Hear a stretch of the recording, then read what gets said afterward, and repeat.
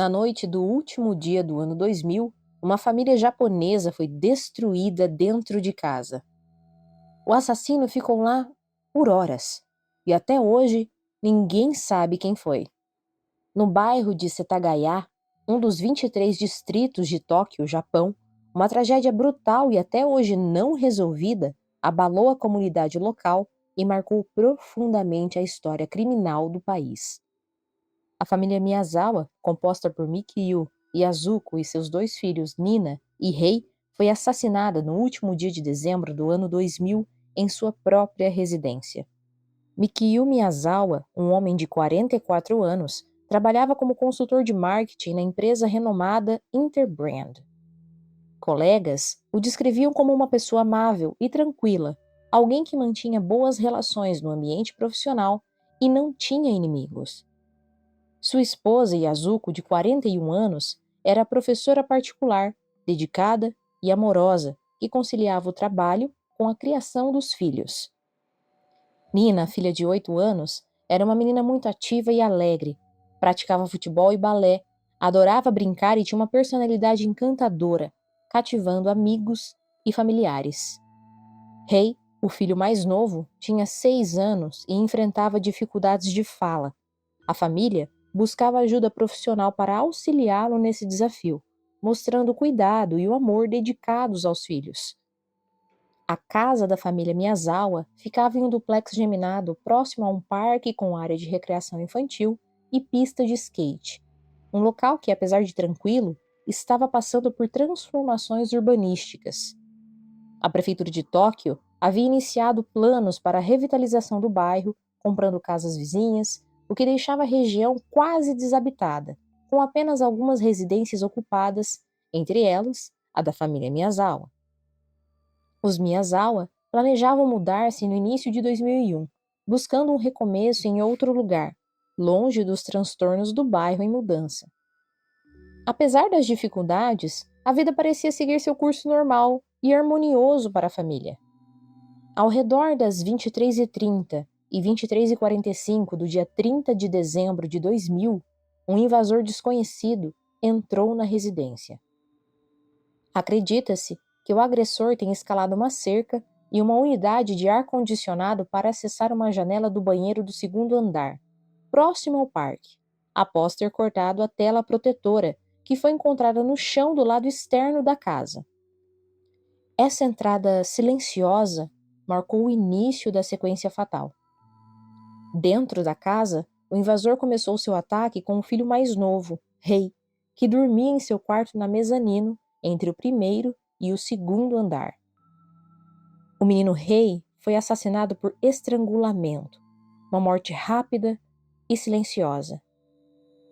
Em seguida, o assassino se dirigiu para o andar inferior, onde encontrou Mikio, que aparentemente percebeu a presença estranha e tentou reagir.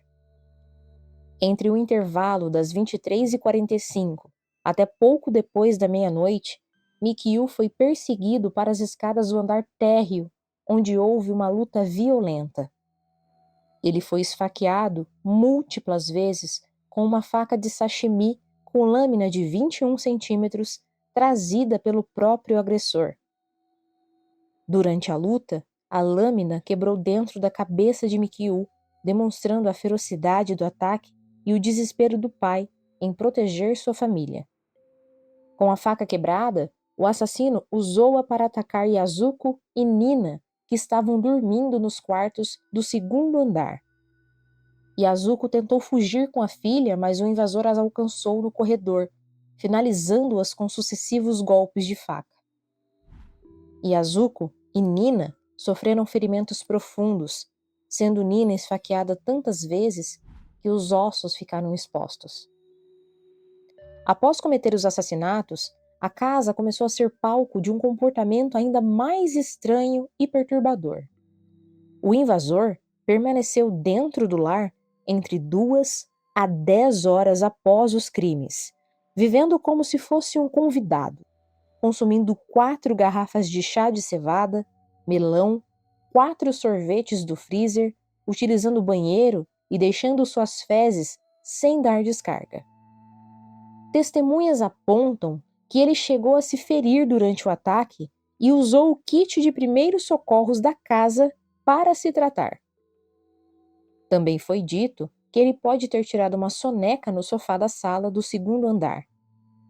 Além disso, ele utilizou o computador da família por volta das 1h20 da madrugada do dia 31, tentando até comprar ingressos de cinema com o cartão de crédito de McHugh, porém, sem sucesso. Os espaços foram revirados, gavetas abertas e papéis espalhados, muitos danificados com alguns jogados na banheira e vaso sanitário.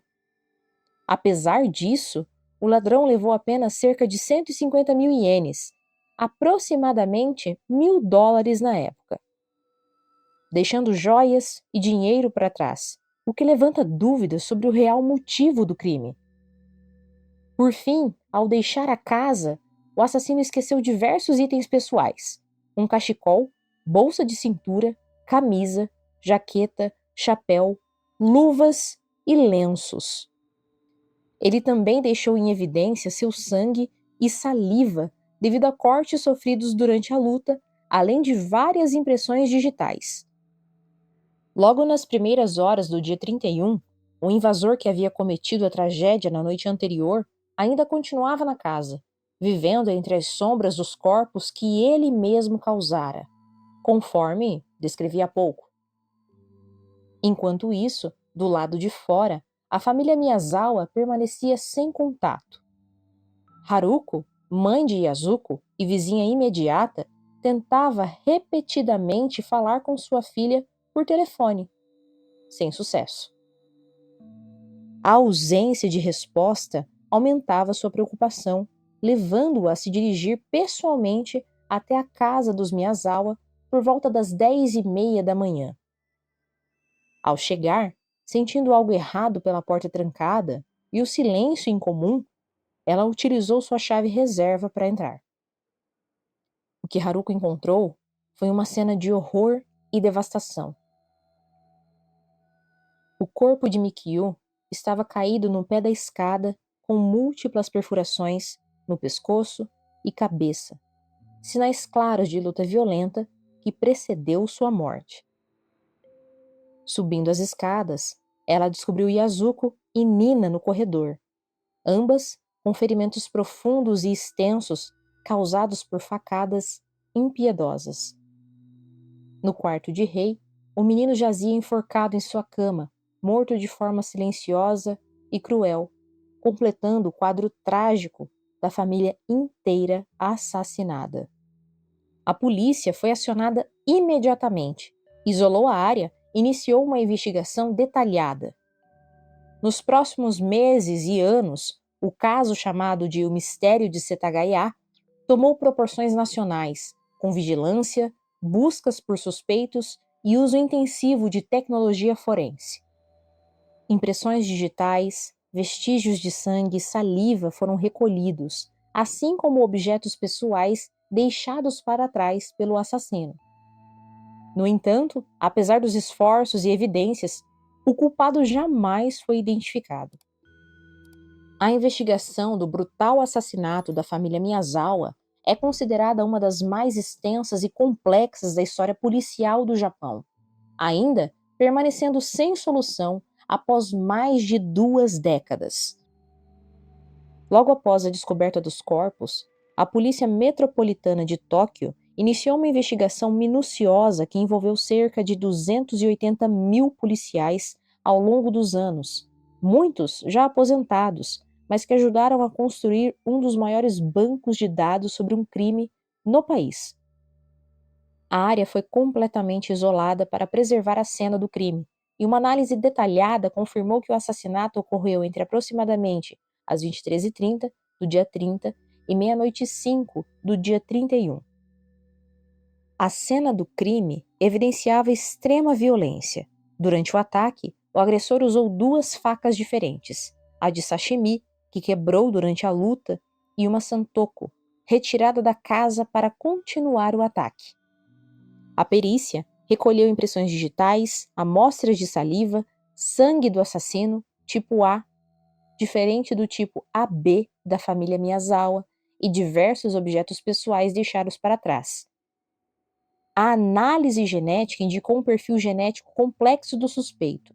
Possivelmente, um homem de estatura média, cerca de 1,70 m de altura, de constituição física magra, mestiço, com ancestralidade materna europeia, provavelmente sul-europeia, região do Mediterrâneo ou Adriático, e paterna asiática, linhagem comum em coreanos, chineses e japoneses. A idade estimada inicialmente variava entre 15 e 40 anos, porém, relatórios recentes a revisaram para entre 15 e 24 anos.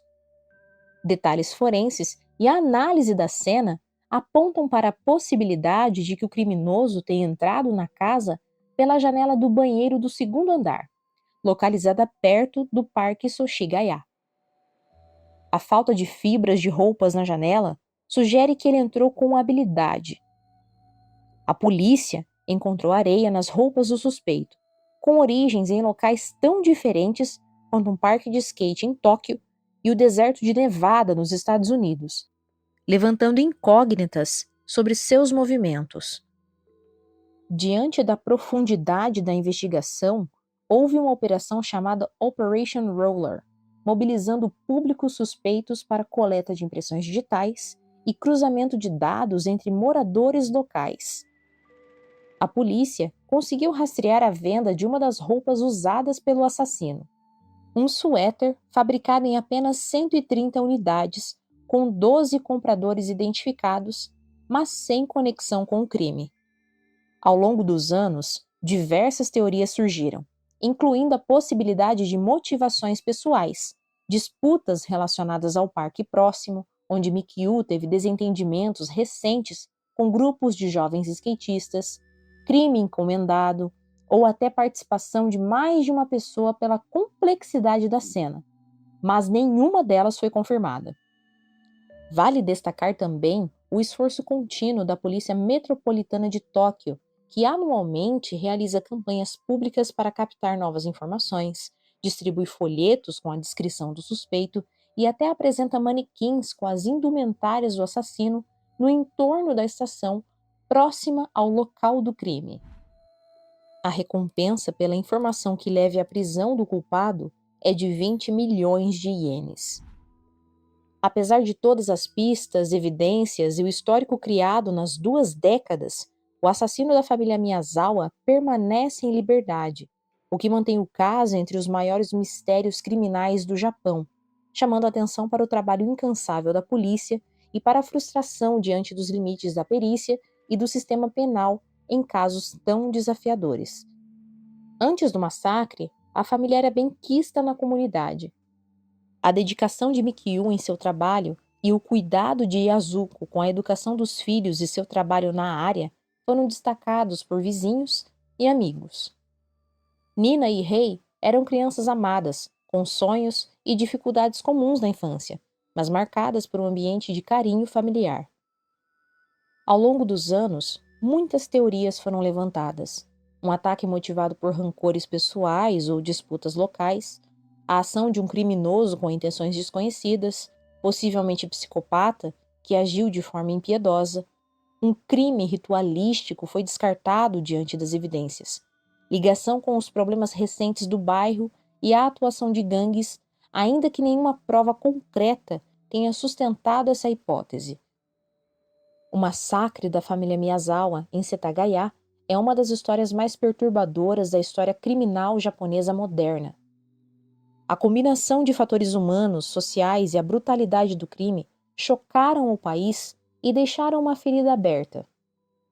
Mais de 20 anos se passaram e o assassino ainda caminha em liberdade. Quem matou a família Miyazawa?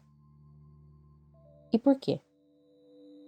Se você gostou desse vídeo, não esqueça de deixar o like e compartilhar com aqueles que gostam desse tipo de conteúdo.